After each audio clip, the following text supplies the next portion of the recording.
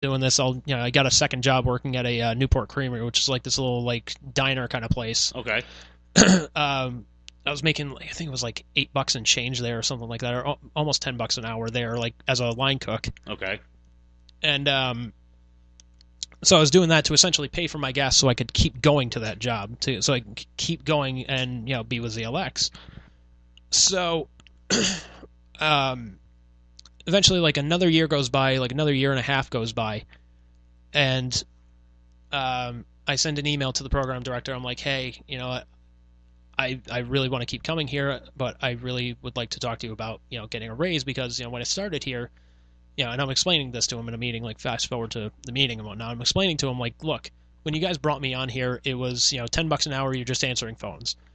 But now I'm cutting together clips of the day, I'm cutting together podcasts, I'm keeping an eye on the interns, I'm running contests with these guys, I'm writing bits for them, I'm doing fucking Pete on the street. Like, I'm just like, I'm writing for these guys, like... Right, you're in full-on production, pretty much. Yeah, or I'm at like, least assisting production. Yeah. And that was the title that apparently was given to me, was associate producer. I'm like, well, fucking hey, when do I get paid like one? Right. You have the title. That doesn't buy you dinner, though. No. It absolutely doesn't. So when I was at ZLX, I made no more than $10 an hour for 5 hours a day.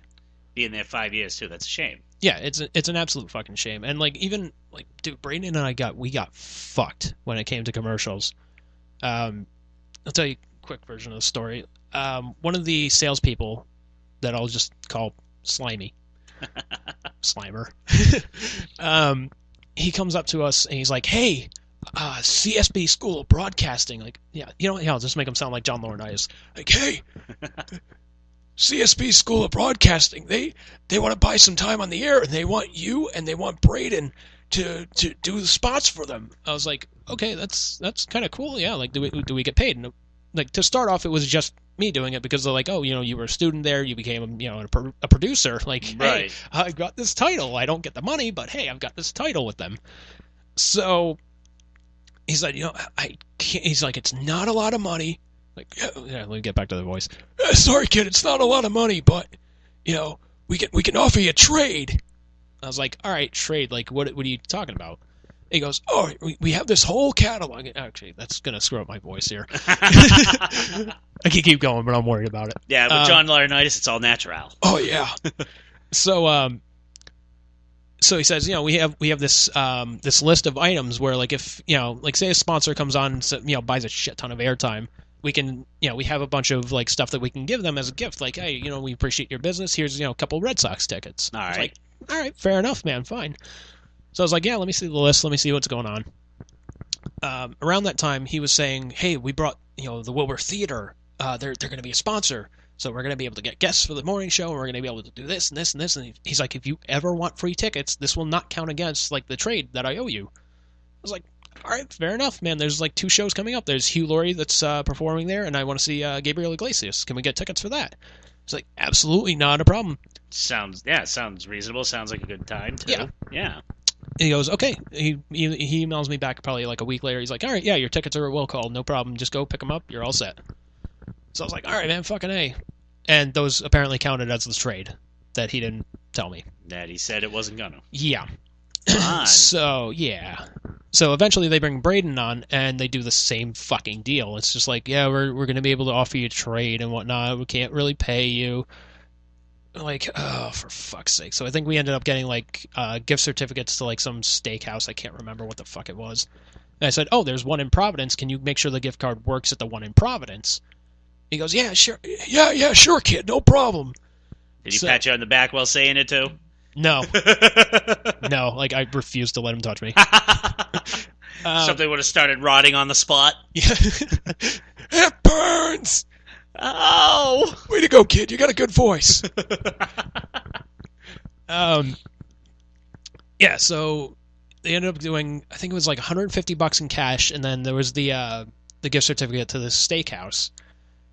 So, Braden and I were looking at each other. We're like, okay, yeah, he tells us maybe like, 5 live reads, and then they're just going to replay it like maybe 10 times. We're like, all right, whatever. So we do the live reads and whatnot, and they keep replaying and replaying like almost 3 times a fucking day.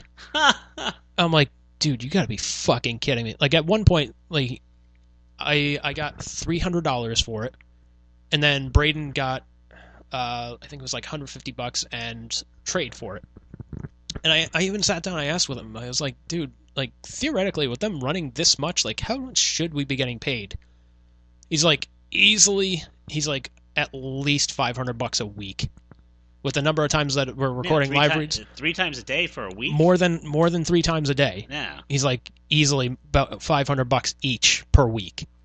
I'm like, you gotta be fucking kidding me.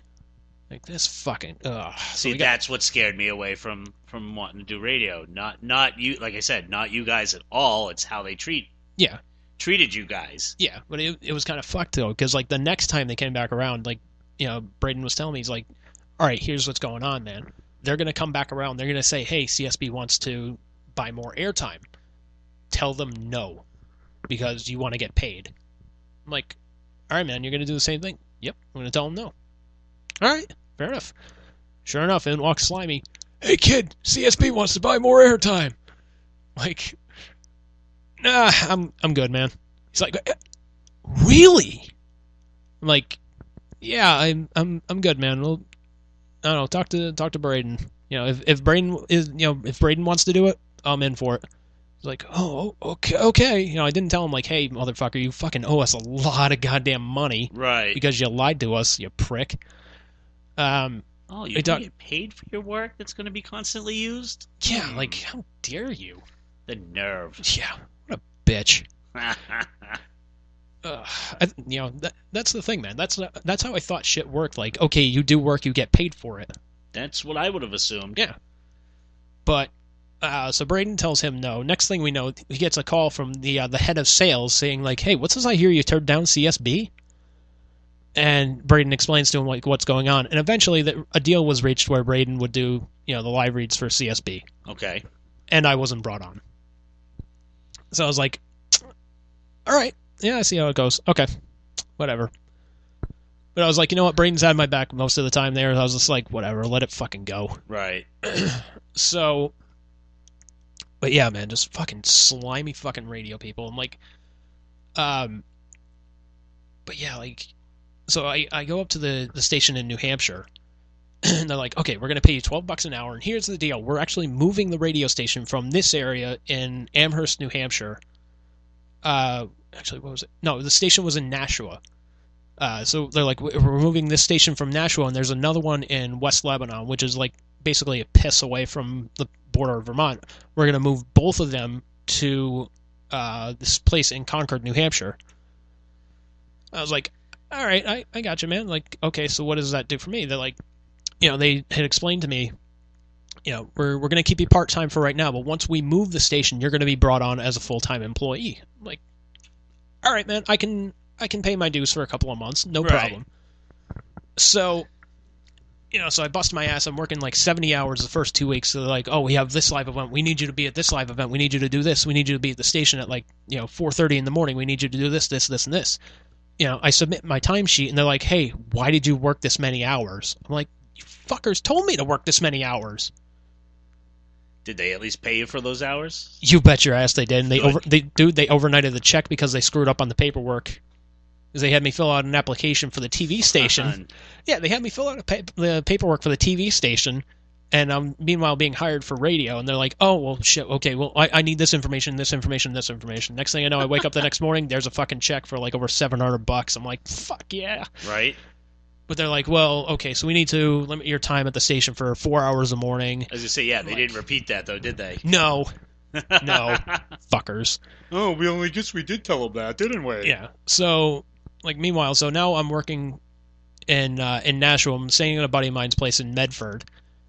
And eventually his parents offer, you know, a place in their residence up in Amherst. Okay. And so that turns my drive from like half an hour to like 10 minutes. I'm like, oh, you know what? That's cool. And they said, look, you know, we're having a new home built in like Beverly, Massachusetts. You know, we're hardly ever at the house anyways. They're like, the only rule that we have is if you make a mess, clean it up. There you go. Like, all right, fair enough. Like, do you guys, you know, can I pay you guys like any rent money or anything? Like, no, just, you know, you make a mess, clean it up. And yeah, how do you argue with that? It's I'm just like, let's do it. Okay, but if you guys need any help, like, please fucking tell me. Right. So eventually, like, there's a computer virus on one of the computers in the Nashua station, and like I've told this story fucking ad nauseum on one of the podcasts. Like, dude, there was literally a 2-part podcast about my time with ZLX and the fucking the New Hampshire station. So there was a computer virus on, like, there were three or four main computers in the station in Nashua. The one left to me, they're doing a virus check on them with a free fucking virus protection thing. Using a free one at the station. Nice. Yeah. And it's like, okay, this guy is apparently rich enough he can buy multimedia companies and whatnot, radio stations, TV stations, and yet he's using fucking McAfee free software or whatever the fuck it is. Shows his knowledge base on it, too. Yeah. So the IT guy, he's doing the virus check and whatnot. The computer next to me says 117 viruses found and counting, and it's like going up. Like, this thing looks like a speedometer at a fucking NASCAR event. Fantastic. Yeah, I'm like, oh fuck. So they're like, well, this is why we need somebody at the other station in West Lebanon. Now, in order for me to get to West Lebanon from Amherst, it was a 2-hour commute. Oh, that's it? Yeah, that's it. Just that. Come on. And I had to pay tolls. Because, without no tolls, they don't get no rolls. And for the minimum wage job, they wanted you to drive 2 hours. Yep. Ah. And at the time, I'm driving this fucking POS Saturn. It's already got, like, 100,000 miles on it. I'm just like, man, this thing is going to get fucked. Run it to the ground. That's what ended up happening. So, so I'm making these commutes. I'm fucking miserable as fuck. There was a bad winter storm, so I'm driving up there. I'm making good time. I'm like, I'm going carefully, but I'm trying to like pick up the pace a little bit. Still in the Saturn? Still in the Saturn. All right. Hit a patch of black ice, spin out, almost hit the fucking guardrail. I come like within inches of hitting that. Car starts sliding backwards and whatnot. I almost hit these 2 cars that got into an accident. It looks like a mob of fucking like 10-year-olds just went to town on them with sledgehammers. That's a great visual, right? Yeah, I gets the point across. So like I stop and like I don't hit anything. I'm just like, holy fuck, like hyperventilating, just like, what the fuck was that? Fucking fuck. Just right, adrenaline and overload. Yeah, one of the guys like saw my car spin out. He like walks over to the car. He's like tapping on the window. He's like, "You all right, buddy?" I'm just like, what the fuck was that? Wow. So I send a text to one of the show people. I'm just like, hey, Paul, I'm gonna be a little bit late. My car just spun out, and I'm about 20 minutes away from the station. He's like, hey, take your time. If you're a few minutes late, that's fine. We can control stuff from down here. That's fine. Right. I'm like, all right, so they can control the stuff from down there. Why the fuck am I here? Did they ever give you any rhyme or reason why they were sending you there? Yeah, because of the viruses. They said, well, we need somebody to be up there just in case something bad happens. I'm like, you gotta be fucking kidding me. So you had to drive there just in case? Just in case. So I had to record the show up there and upload it into the system over there. And it was fucking ridiculous. Yeah, it sounds it. So eventually I just said, you know what, guys, like, what's the fucking deal? Like, it was like they kept saying, well, the start date for the move is, it's pushed back from, like, January 1st. The owner wants it done. To now it's like mid-January. I'm like, all right, whatever. I can put in another week of my time, whatever. That's fine as long as it's getting done. And like when I was going for the interview, they showed me around the station, like, oh, this is where the new stuff is going to be. This is what they're putting in. I'm like, all right, fucking cool. Like, so at least progress is being made. Right, kind of showing you that something is moving forward. Exactly. So you think? Yeah, so I thought. So I'm just like, all right, whatever. Like, shit happens. I can put in another week of my time. Whatever. I'm paying my dues here. I can do this. Right.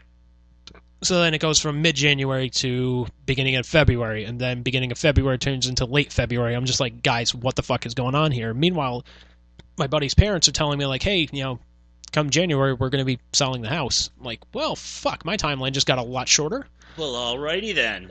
So then I was informed by this lady that was like HR or like had some type of control or whatnot that like, oh, well, we were never going to bring you on as full-time. You were always going to be part-time. I'm like, when the fuck were you guys going to tell me about that? Well, you wanted to know that? Yeah, like, information like that? You really think you needed to know that? How dare you? That's on a need-to-know basis. It's a secret until it's the right time. Exactly. So I'm just like, wow. So I finished up the shift up in West Lebanon. drive back to Amherst, and like I'm like visibly just like shaking. I'm so fucking furious. Yeah, absolutely. A buddy of mine's parents who, absolute fucking